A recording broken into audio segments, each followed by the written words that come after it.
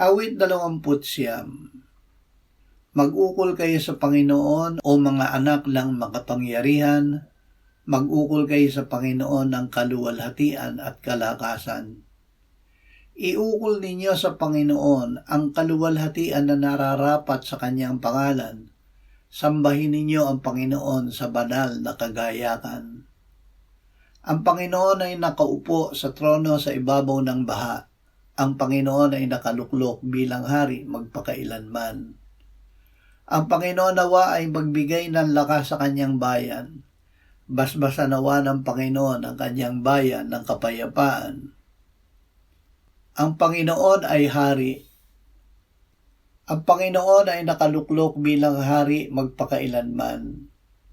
Upang maipatupad ang kanyang katarungan, ang hatol at parusa sa kasalanan, ibinigay niya ang kanyang bugtong na anak na umako ng ating mga kasalanan sa kanyang katawan sa krus, upang tayo ay mamatay sa kasalanan at mamuhay sa katuwiran.